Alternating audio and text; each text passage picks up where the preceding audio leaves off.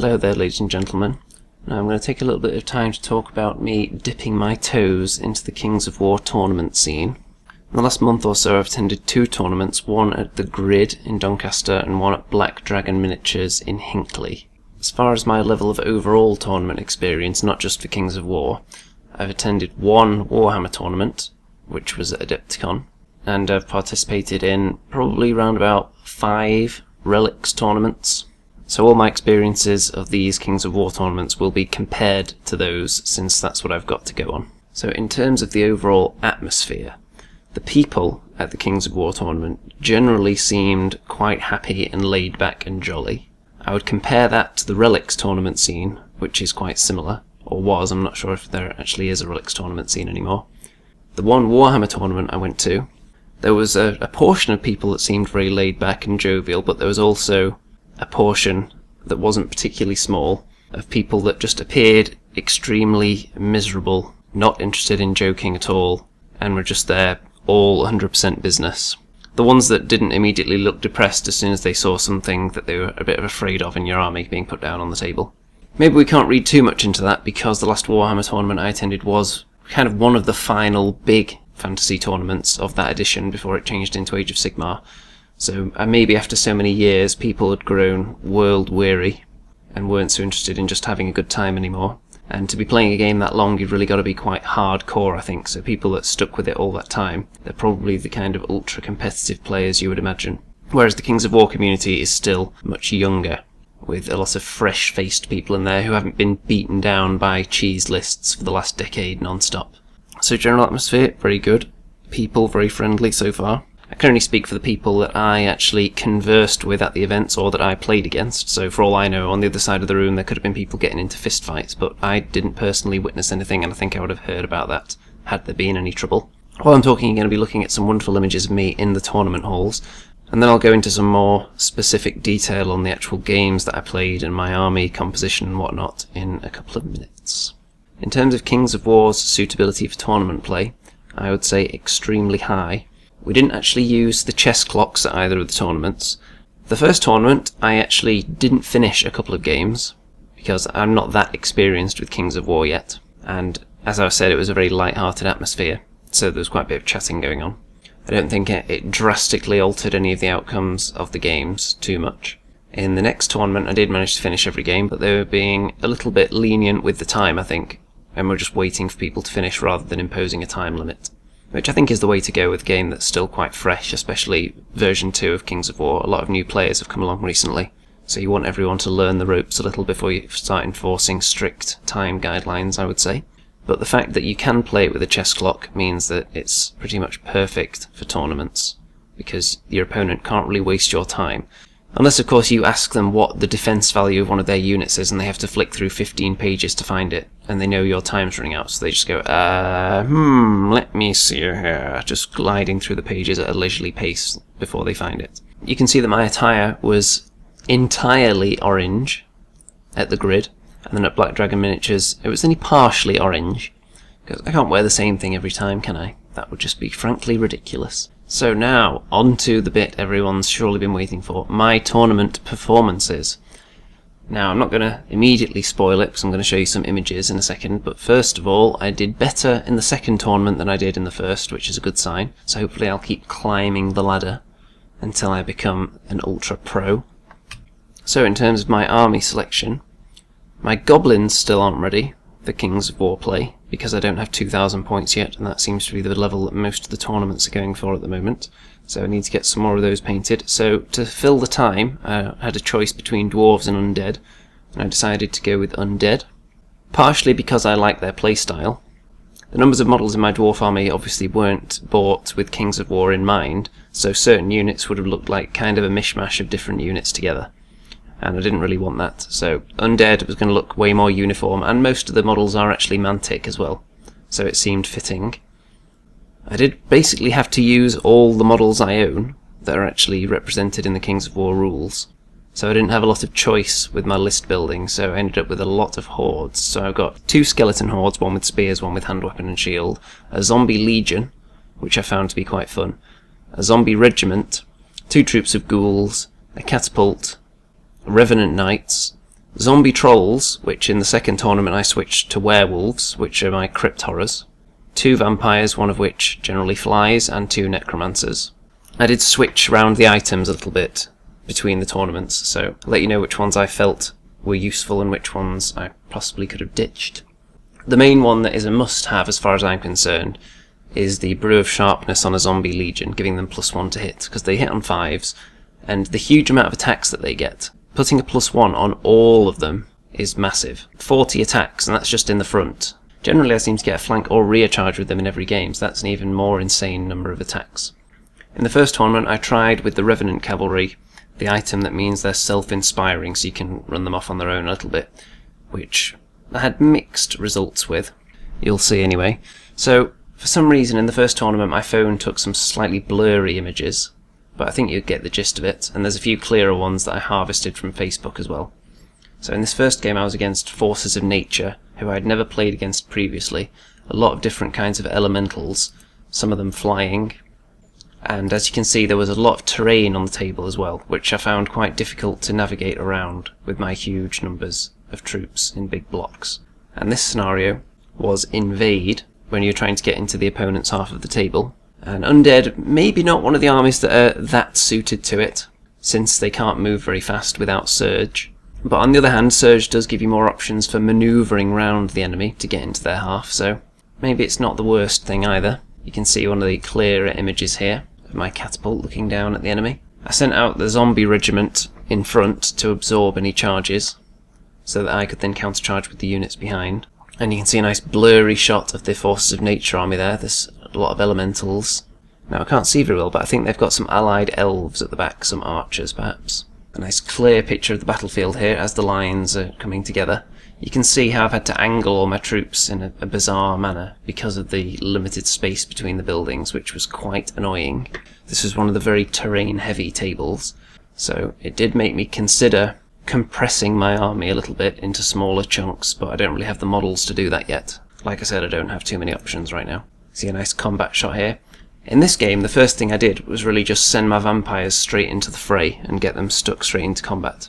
I'm not sure it was necessarily the wisest move, because they are 2 of the 3 inspiring that I have in the army, so sending them out on their own, if I don't get other things up there with them, then those other units are going to be vulnerable to routing. In this particular game, I think I made quite a few mistakes. I looked at the scenario a little bit too much and thought, well, anything I can get into the opposition half is going to be good. I sent a unit of ghouls down the flank to just kind of park in the opposition half, but they ended up not doing anything for the whole game and just sitting there, earning me just a small number of points. So I probably should have done something with them. Of course, the terrain wasn't great for me, and my opponent went first. I think he had the choice. So he chose to go first because he knew that if he pressed forward towards where all the terrain was, my mobility was going to be limited, so that was a good move on his part. He actually completely crushed my left flank, but on the right I did do it a little bit better. And what ended up happening was, even though I had lost an awful lot of troops, right at the end I got a couple of good rolls and managed to sneak quite a lot of my troops, including characters, into his half, right at the death in the final turn. So that one actually ended up being a draw, against all odds, because I think I was somewhat outplayed in the game. I just got a little bit of luck at the end. Managed to sneak into the opposition half with enough troops to make it technically just about a draw. So I was quite satisfied with that, considering it wasn't my strongest game. Maybe I was just warming up at this stage. Like I said, there's not going to be a huge amount of detail on these games, especially the ones where we were kind of pushed for time, so I wasn't taking a huge amount of pictures. On to game 2, I was against a very nicely painted and converted goblin army. So this game was loot, and as you can see I've set up with that in mind, because I've got the majority of my forces on the right, where you can see there are 2 blue loot markers on that side of the rock in the centre, and the one on the left. I was fairly happy to not put too much stuff over there, not exactly sacrifice it, but if I didn't get it I wasn't overly concerned, because I was really focusing on those 2 on the right. And the Revenant Cavalry are self-inspiring anyway, so I could quite happily just leave them over there on their own, with just a zombie regiment for backup to stop them being flanked and so on, and a catapult in the woods as well, so if anyone shoots back it might be a little bit more difficult, because he's got quite a few war machines on his side. He's got 2 giants, quite a few goblin archers as well. He also has his general flying, I think it's on a wyvern, It's in the top right of the picture there. So I have my flying vampire positioned behind the zombie trolls. You can just about see him on the right. He's actually sitting on their movement tree because there was space. That's just to protect him from artillery until I want to fly him off somewhere. My strategy here was quite simple. Throw everything forward really fast. Send ghouls and other throwaway units beyond the objectives, and then use big hordes to go and collect them. So I could then very slowly back away and hopefully send in other troops from the flank to just occupy his units that were chasing them down. So I was able to actually get onto the majority of the objectives.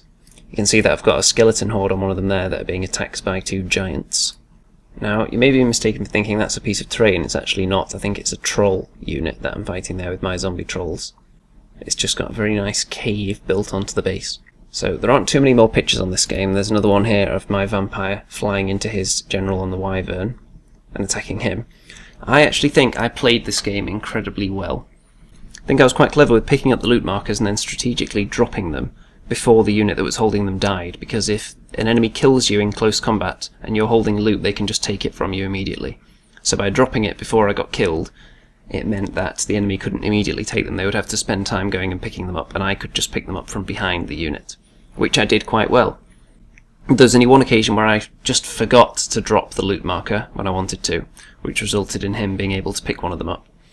And on the other side, my Revenant Cavalry picked up a loot marker pretty much unmolested, but unfortunately as they were backing away they got shot with 2 pieces of artillery that rolled 5+ and killed them, so I just lost that loot marker completely. And my zombie legion as well picked up a loot marker, and as they were backing away they got hit with a load of artillery on 5+ and just got completely annihilated. It's tempting to just say, well, it was just unlucky dice rolls as far as I'm concerned that cost me the game, but I'm sure there are other things I could have done as well. I think I had the right idea with the loot, but I hadn't really tried the strategy of picking them up and dropping them and then collecting them with different units before, so I'm sure I could have gone about it slightly differently in future. I think overall, though, this was the game that I played the best and the most strategically, even though it ended up being an absolute crushing defeat. But I think this was my strongest tactical performance of the tournament, so I wasn't too disappointed. Disappointed with the result, obviously, but I think I was on the right track with the strategy. In the third game, it was the dominate scenario, where you have to take the centre of the table, and you have to get your unit entirely within 12 inches of the centre. Now, in this tournament, we played it as a circle around the centre, but in the next tournament, we played it as a square. I'm not sure which is actually correct. So with a circle, obviously, it's quite difficult to get big square blocks entirely within the circle, but that's how we were playing it. So you can see, obviously, I wanted to take the centre. So this was a bit of an undead versus undead showdown, undead versus Empire of Dust. So he's got quite a few revenants there. I'm sure you can't really see because it's blurry. He's got a big beastie as well, and a flying, may have been a pharaoh, something like that. There wasn't as much impassable terrain in this game, but there was quite a bit of difficult terrain. So my idea was to make sure I park myself on it, so that then if I get charged, at least the enemy is going to be hindered. And then when I counter-charge, I won't be hindered. So that was my thinking, although you do have to give up the first charge to do that. But I did want to get myself slightly above halfway on the table, so I had better chance of holding that central area. Because his army was quite elite, and mine was quite horde-based, as you can see, I was hoping that he was going to get stuck in the middle, bogged down by my huge hordes and legions, and then I was going to be able to come around the flanks with the knights, and maybe the zombie trolls, and the vampire and the flying vampire. As you can see, it came down to a big slugfest in the middle, with the big units just going against each other there. That piece of difficult terrain in the middle that the skeletons and the ghouls are stood on proved to be quite an annoyance for both sides, actually, because we both ended up doing multiple charges through it and becoming hindered. It was quite annoying to balance the units on there as well. I managed to get some nice surging going on here and get my zombie trolls into his big flying beastie. And you can see behind the big beastie there that my vampire is fighting his boss, I think, which was going to be, I wouldn't exactly call it a pillow fight because they can hurt each other, they just get a lot of their wounds back again, because the Empire of Dust have regen and the vampire has life leech, so he can just eat a couple of wounds back. This game was incredibly close, I don't think a whole lot died, and we ended up running out of time way before we were finished. I think I went first, and I had a turn 5 and he didn't. So as the clock was ticking over towards the end, I was just poised with my hand above my vampires, waiting for him to say it was my turn. And then without thinking about going for any charges or anything, I just really quickly moved them into the centre, so that if the game just happened to end right there, at least I would get the points for them being there. And then once I put them there, we actually had a couple more minutes, so I thought, well, I could have actually done something useful with them now. I could have charged somebody. But I wasn't really concerned about that at the time. I was just thinking about the scenario and the fact that the end of the game was imminent. So I just piled everything into the centre as much as possible. And then, in the middle of my combat phase, the game ended. So I did get an extra turn. I don't think too much would have changed, because if we had time to finish the game, I would have done a few things differently on my final turn. I obviously wouldn't have just rushed and piled everything into the middle. I would have concentrated on killing some things. But it was very, very close, and I ended up with a very, very narrow win on this one, I believe. The narrowest of wins.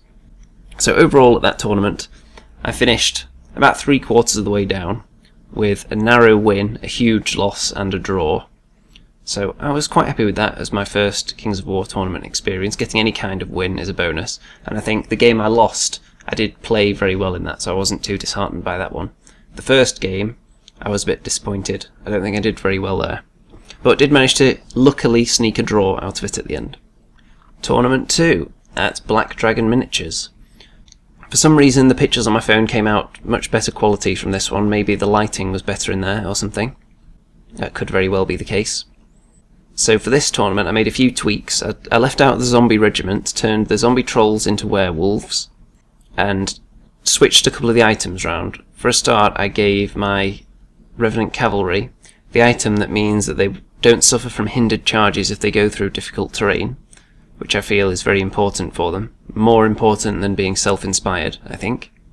Because in the first tournament I was finding myself having to charge through difficult terrain a lot, because people saw the knights coming, they looked at that thunderous charge and thought, well, I'm just going to sit behind a hedge and make it more difficult for you. So I don't usually pick items that make tactical decisions easier. I usually pick things that tip the odds in my favour, like gaining re-rolls or +1 to hit and things like that. Whereas this is more of a convenience item. It just means you don't have to think quite so much about where you're going to position those knights. But I felt it was important because people had taken advantage of their inability to be effective through that kind of terrain in the past, so I went for that.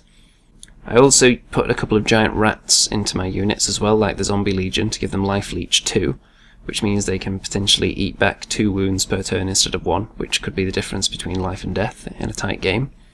So, in game 1 I was up against dwarves. This was the invade scenario to get into the half, and you can see that the dwarves I'm up against here have a steel behemoth right there, that big giant metal thing that's a little bit blurry on this image. Organ guns around that hill. You can see a nice clear image of the battlefield here. So I've got a huge wad of troops taking up a lot of space. He's not got that many troops at all. So my strategy here was to use my 2 vampires on the left flank, one of them flying, one of them not, along with the Revenant Cavalry, and just plough into his missile battery in the top left of the screen there. I also positioned my werewolves on the right flank, which you can't quite see, which were facing down 2 of his units of Brock Riders. I knew the werewolves have a slight speed advantage over the Brock Riders, so I would be able to dictate when the charges took place there. So I was hoping that he would be quite conservative with the Brock Riders and just stay back until I'd mopped up everything else, with the imminent threat of the werewolves. So I was hoping the Zombie Legion and the Skeleton Hordes would be able to just hold off those small blocks of troops in the middle until my 2 flank forces did their job. And then if at least one of them was successful, it would sweep round into the middle and finish the job. You can see that he wasted no time getting everything forward. I think I may have allowed him the first turn because I wanted the opportunity to rush into his half with the final turn or kill anything that stepped into my half in the final turn.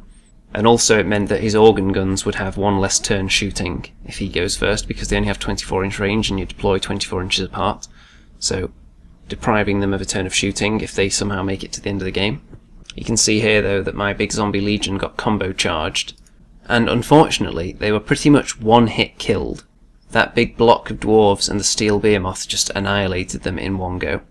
Over on this side, on the right, you can see the werewolves I brought the skeleton spearmen over there, knowing that those two units of Brock Riders will be relying on their thunderous charge, which they won't get against spears because of the phalanx rule. So he took a bit of a gamble. He parked himself in front of my werewolves with one unit and sent the other unit into the skeleton spearmen, knowing I couldn't then charge their rear with the werewolves. So charging straight into a big spearman horde like that, it's not necessarily something that I would advise, but it actually worked, and he just completely annihilated those spearmen. I think he might have got them in one go as well, because all my inspiring was on the other side of the table, because I was using both my vampires in a flanking manoeuvre on the left, which was a very bad move in hindsight. On the left, though, it went very well, because my vampires and the knights just mopped up those organ guns handily, and then turned their attention to the centre. But unfortunately, my centre completely crumbled. I think my unit of skeletons in the middle, the regular skeletons, were just killed by organ gun fire and other shooting in one go before, so that was unfortunate. So he did a good job focus firing on things to take them out, which is what you've got to do against any army that can potentially heal and packs quite a punch and can't be wavered. You can see a high quality image here that I harvested from Facebook that someone took of my knights engaged in combat. Over here you can see that my centre is completely evaporated, and the skeleton spearmen are still alive, so that means it actually took 2 rounds of combat for the Brock Riders to kill them. With no thunderous charge though, so it was still a very impressive feat. However, my werewolves, after failing to kill the Brock Riders there on the right, I remember the werewolves definitely did go in one hit from the Brock Riders, who didn't get thunderous charge either, because I had charged them first and wounded them, so they lost their thunderous charge. So they were wounding the werewolves on 5s, but he had a big handful of blue and green dice, and just a huge number of them came up as 5s. So the werewolves got crushed, so that flank was toast. So half of my plan was a failure there. So a third of my plan failed on that side, a third of my plan failed in the middle, because the zombies and the skeletons just didn't hold on. On the left it went very well, still. Did manage to mop up pretty much everything I wanted to over there. But at this stage we'd kind of swapped sides on the table, because he eventually finished off those skeleton spearmen. So he had a lot of his forces on my side, and I had a few on his side. So I thought, is it really worth risking making this an even worse defeat by just charging everything back into my own half, and risk it ending the game outside of his half of the table and giving me less points? So we pretty much just had a bit of a stalemate for the last turn and didn't do anything. So he ended up winning quite handily. What I learned from this was that I needed to spread my inspiring out a bit and not keep it all on one side, because a lot of my units were killed with really high nerve rolls that potentially could have been re-rolled if I had inspiring nearby. So that was a lesson that I immediately carried through into game 2 and 3, as you will see with my strategy coming up in the next set of images. So game 2 I found myself against elves. You can see they've got an elf on a dragon there, a block of elves and some elite elves in the middle, and this was the dominate scenario, so like the last tournament, trying to get into the centre, and it was played as a square this time rather than a circle, which makes it a little bit easier to get into. You can see here that I've positioned a vampire on the left with my knights to make sure that they're going to be inspired, and I did the same thing on the right with my werewolves. I positioned a vampire with them as well. And then in the centre all my units were inspired by my Necromancer with the inspiring Talisman. So in theory everything was supposed to be inspired here. After what happened in game 1, I learnt my lesson, immediately took it forward. So you can see that my usual strategy, when those ghouls don't really have much of a purpose in the scenario, I just use them as a screen for the zombie legion, so that's not going to get charged and annihilated instantly. He's got some forest shamblers and whatnot in his elf army as well, and you can see them moving forward. Now I neglected to take... I didn't take too many pictures of this game. I think it was just far too exciting. I'll let you know a couple of the interesting things that happened. First of all, his dragon, he made a little bit of a blunder, possibly twice with it, because the first thing he did, you can see it on the left there, and I've got a unit of skeletons facing opposite it. The dragon landed next to them, facing into their flank, preparing maybe for a flank charge in the next turn.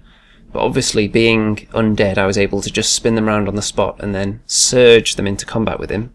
So they did a bit of damage, not a huge amount. And then he obviously sensed that my inspiring Necromancer in the middle, who is just out of shot behind the zombie legion, he sensed he was quite an important figure in this army. So he charged the dragon into him Ate him for breakfast, obviously, so there was my inspiring gone in the centre of the table. But he was right behind the zombie legion then, so I was able to turn them round and charge him in the flank, meaning 80 attacks into the flank of a dragon. They've got the Brew of Sharpness, so 4 plus to hit instead of 5. I don't think I had a chance to cast Bane Chant on them with the remaining Necromancer, because he probably would have been the one surging them in. So he probably didn't do that, but it was still quite a huge number of attacks, and they just did a ton of damage on that dragon and just killed it. The ghouls did their job in this game. They lured in a couple of charges, which then left me able to charge into his units. And as you've seen, it's quite a common tactic for me, is try and put all my big, juicy, meaty hordes in the middle and then try and flank with slightly faster stuff, and then when the flank is clear, they then push it into the middle in a pincer motion. And it actually worked in this game. I like the manoeuvrability of the vampires, even the one that doesn't fly, because you end up being able to combo charge them with a lot of units, and those extra vampire attacks really do help out, especially if you need to get rid of a unit in one go. You need as much as possible lying in there at once. I believe this was a triple charge I had on one of his units that got wiped out there, with the werewolves, skeletons and the vampire. Now, because I forgot to take pictures mostly for this game, there's no image of it, but I'll revert back to the original image of the game, and you can see those trees there on the left. We had a bit of a dilemma with what exactly to do regarding line of sight through the trees, because I ended up with my knights and the vampire behind them, so they couldn't be shot by the archers that were there, who turned round to face them, but then that also ended up meaning I couldn't then charge through the woods, because you have to have your toe dipped into the woods before you can see through it, and then people can see you as well, but you're just in cover. So you can't see through woods unless you're slightly in the woods, and then you can. So it took us a while to get that figured out. We had to get someone to help to make sure we were doing that correctly. That ended up resulting in the knights being shot while they were waiting to charge in the woods, so that wasn't nice for them. And the vampire down there went into the archers, but then realised he wasn't going to be able to finish them off, so he quickly, you can see here, he's ducked into the central zone just to give me some more points. My zombie legion had been quite beaten up at this point because it was being shot at for a lot of the game. So I pushed that forward towards his units. The zombie legion did end up being killed, but that meant that my other units were virtually untouched as they managed to come in and just steamroll those units at the top a little bit. So I think I managed to clear off at least one of those, meaning that I ended up winning that game by quite a decent margin. I killed quite a lot more than him, and I had quite a bit more in the centre as well. So the strategy of keeping my inspiring characters around actual troops instead of just off on their own paid off, and the pincer movement I think worked quite nicely, at least on the right. And when it didn't work on the left flank, at least his troops on the left weren't able to actually join the fight, because I was able to just run away from them, pretty much. I was able to get one half of the pincer in, which was enough. So on to game 3. I think I've gone into way more detail than I was expecting to with these games. Well, once you get going, you just get on a roll, don't you? So, as you can see, a lovely image here of my skeletons that someone took. It was on a snow table, and the scenario was kill and pillage, so there are lots of markers around the table that you have to be within 3 inches of at the end of the game. Not with individuals, though, with other troops, and then you get 200 points for that, and you also get points for all the units that you kill. So a bit of a combo scenario, and I was against dwarves again. So I was a little bit apprehensive, since the first game against dwarves didn't go very well earlier. I ended up getting smushed quite a bit. So, learning that it's wise to keep a vampire kind of on each flank to spread his inspiring radius around, and keep my inspiring necromancer in the middle. That worked in the last game, so I did it again here. The vampire down there on the left, and another one on the right. You can see on the right here that the vampire is standing next to the werewolves against a barrage of shooting. He's got 2 steel behemoths and something else with a breath weapon there as well, and some shooty dudes. So those werewolves took a lot of punishment. They actually ended up clinging on for about 2 or 3 rounds of being shot and wavered. So they tied up his army quite well. And you can see I pushed a unit of skeletons forward, unintentionally far, with the surge, and it was just such a tempting target for him that he couldn't resist but charge them with one of his units, right there in the centre. We focused most of our forces on this right and centre side of the table, because that's where most of those pillage markers were. And you can see right down the bottom right that I've held back my ghouls. Last time I played a scenario like this, I've made a mistake of rushing all my small units out there and getting them killed, and there was nothing to just dart onto the objectives at the end. So I'm holding them back, planning not to even move them at all until turn 4 or 5, when I start moving up towards the objectives that I want to leap on with them. Because they're only cheap, so it's not taking that much out of my battle line. You can see a high quality image here in the middle, where my knights were able to get a nice charge on one of his units, and this worked out really well because I actually got them down in one go, even though they were inspired by that guy right there behind them. So that was really nice. And the theme of this game was that I just removed and deleted an enemy unit pretty much every turn with a nice nerve roll. He didn't have that much inspiring in his army, you see. So you can see there that they've been removed. I think a vampire went into their flank as well, and that just tipped it over the edge. This is kind of the left flank, where he's got some Brock Riders threatening my skeleton spearmen. But they're really just there as a deterrent. I know it didn't really work in game 1, but I think I did have some bad luck with that, so I went back to the well with that trick, just leaving them there to discourage them from charging in. He just was unable to charge the flank of my knights after they overran 1 inch from that combat. So you can see that these skeletons actually killed off what they were fighting. So they were then faced down with a king on a bear, a unit of berserkers, and that battle drill. So all of them went in, and you can see that combat going on here. I think the battle drill was actually wavered though, so it didn't get to fight. So they didn't quite take out the skeletons. But what ended up happening, you can see my vampire out there and towards the top left, just standing out on his own. He ended up recharging the king on the bear, along with the skeletons who were still alive, and with that combo charge they managed to kill the king, which meant he had no inspiring at all on this side of the table. So then I was able to start whittling down everything else. It then turned into a mad dash for the pillage markers. As you can see, my ghouls came up and sat near that one, just close enough so that they counted as controlling it, but far enough away from the enemy. Over here he had a steel behemoth on that one, and here his Brock Riders and my skeletons are both actually on different pillage markers because they didn't kill each other. You can see that my catapult is also holding one of them as well, down there, and my knights there didn't manage to get to one by the end. But one crucial thing that happened, he had a unit of rangers, I think, on a pillage marker, and in the last turn I managed to double charge both my vampires into them. Did quite a bit of damage, but I still needed a decent roll to remove them, and keeping the theme going of getting a good nerve roll to remove an enemy unit each turn, they were gone. So that just tipped it even further in my favour. So I think in terms of pillage markers I had maybe 3 and he had 2. I think that's right. And in terms of killing, I just killed a lot more than he did as well. So it was another quite big win for me. And I think he was definitely lacking in inspiring units. So that ended up costing him because he didn't get to force too many re-rolls on those nice nerve rolls that I got. So those units just had to be removed, and I spread out my inspiring quite well, which kept some of my units in the game. Also the werewolves clinging on and just being wavered and tying up all his shooting for a long time was quite big as well. Now we originally heard that war machines couldn't hold the pillage markers, but in the rulebook it didn't say anything about that. It only mentions individuals, so that's what we went with in the end. Either way, it wouldn't have changed the result. So that tournament went very well. I ended up finishing 4th out of 12 people, which is very good considering I lost the first game quite handily. So I managed to turn it around with 2 nice big wins back to back at the end there. Overall, both tournaments were a lot of fun. Obviously I'm more familiar with the army in the second one. I was able to finish all my games, which was nice. And the people at both tournaments were equally friendly. So I'm definitely going to be attending more Kings of War tournaments. Hopefully I'll have the goblins ready soon, so they can start turning up, because they are my primary Kings of War army.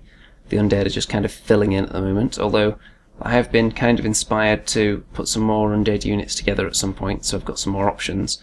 Just having a large number of hordes and legions and so on is okay, but I would like to have something a little bit more elite in there as well to go with them. Just for scenarios where there's a lot of terrain and I don't have the space to put that many huge units on there. It can get quite annoying manoeuvring them and you don't have too many options.